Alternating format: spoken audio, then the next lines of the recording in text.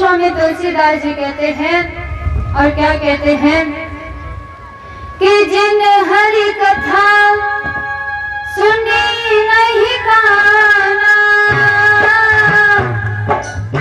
श्रवण रंज आए भवन समाना। राम सिया राम।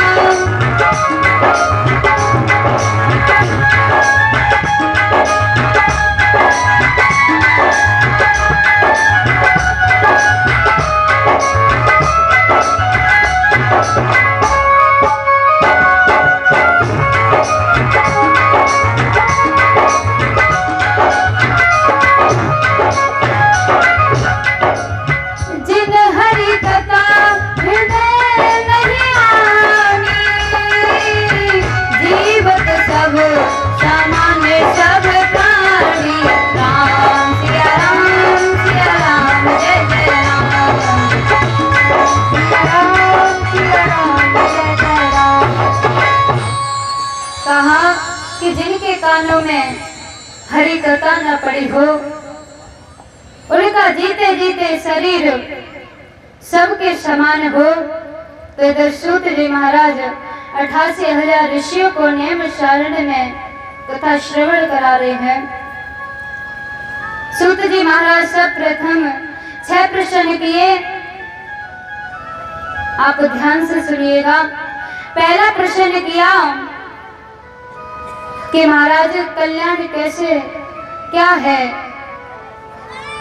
और दूसरा प्रश्न किया कल्याण का साधन क्या है, और तीसरा प्रश्न किया कि वेद में भगवान का नाम अजन्मा है, तो फिर भगवान देवकी के पुत्र कैसे हुए। जब भगवान अजन्मे हैं तो फिर प्रभु जन्म कैसे ले सकते हैं। और चौथा प्रश्न किया, बोले भगवान के अवतार कितने हैं। कोई 4 कहता है, कोई 5 कहता है, कोई 10 कहता है, कोई 12 अवतार कहता है, कोई 15 कहता है, कोई 20 कहता है, और कोई 24 कहता है, और कोई कहता है हरि अनंत हरि कथा अनंत। तो फिर भगवान के अवतार कितने हैं। और 5वां प्रश्न किया, जब भगवान ने जन्म लिया तो भगवान ने लीलाएं क्या क्या करी, कौन कौन सी लीलाएं भगवान ने की थी।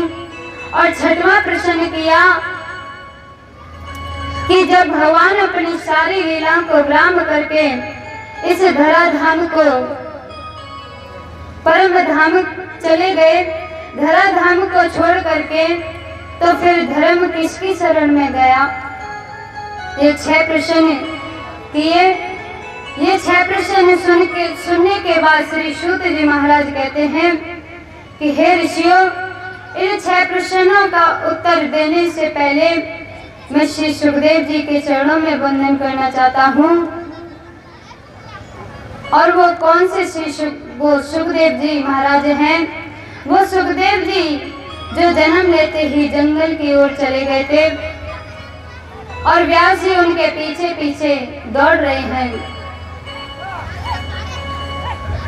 और कह रहे हैं कि बेटा तुम मत जाओ, मैं आपके बिना कैसे रहूंगा।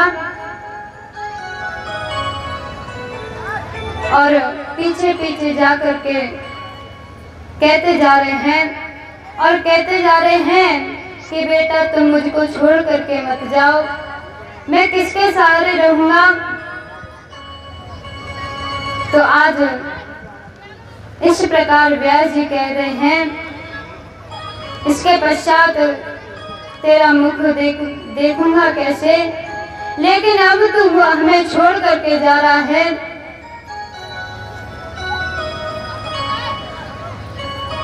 श्री सुखदेव जी महाराज स्वयं श्री राधा रानी के पास में पहुंचते हैं, गोलोक धाम के पास। भागवत जी कथा श्रवण कर चुके थे। इस श्लोक का अर्थ बड़ा सुंदर बताया। इस कथा में माध्यम से कि एक बार गोलोक धाम में भगवान श्री कृष्ण और राधा रानी बैठे हुए थे, तो ये सुख उड़ता गया और राधा रानी के हाथ पर जाकर के बैठ गया और जोर जोर से कहता है कि राधे राधे। तो राधा रानी कहती हैं कि हे शुक, तू राधे राधे मत बोल, तू कृष्ण कृष्ण बोल। तो ये शुक उड़ता उड़ता भगवान कृष्ण के हाथ पर जाकर के बैठ जाता है। तो भगवान कृष्ण कहते हैं कि हे शुक, तू कृष्ण कृष्ण मत बोल, तू राधे राधे बोल। ऐसा ही होता रहा। जब शुक राधा रानी के पास में जाता है तो राधा रानी कहती है तू कृष्ण कृष्ण बोल, और कृष्ण के पास जाते हैं तो कहते हैं कि तू राधे राधे बोल। अंत में राधा रानी ने प्रसन्न होकर के इस शुक को कथा श्रवण कराने का आशीर्वाद दिया और 18,000 श्लोकों को श्री सुखदेव जी को श्रवण कराए। सुख को श्रवण कराए श्री सुखदेव जी महाराज थे और एक बार कैलाश पर्वत पर मां पार्वती विराजमान थी। तो नारद जी बीड़ा बजाते हुए कैलाश पर्वत पर पहुंचते हैं और जब नारद जी बीड़ा लेकर के जाते हैं तो कौन सा कीर्तन करते हैं, आइए हम सभी भक्त बड़े भाव के साथ में गाएंगे। तो श्रीमन नारायण नारायण नारायण श्रीमन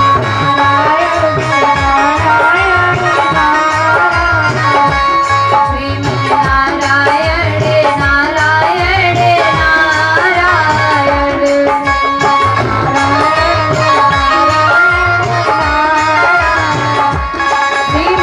नारायण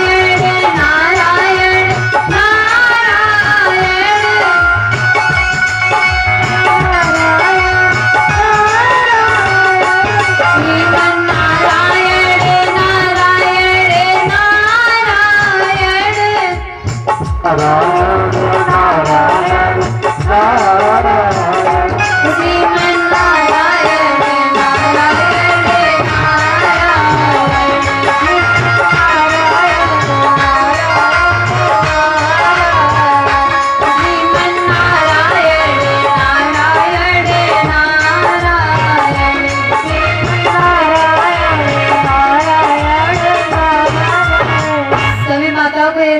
कीर्तन बोलना पड़ेगा। क्यों बताइए, क्यों बोलना पड़ेगा?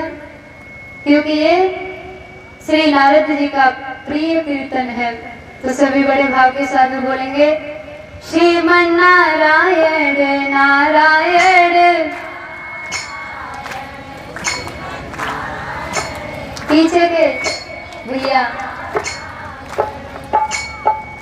आगे के बंद हो जाओ, पीछे के बोलेंगे श्रीमन नारायण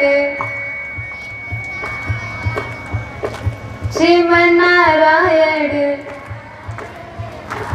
जय हो। श्रीमन नारायण नारायण नारायण श्रीमन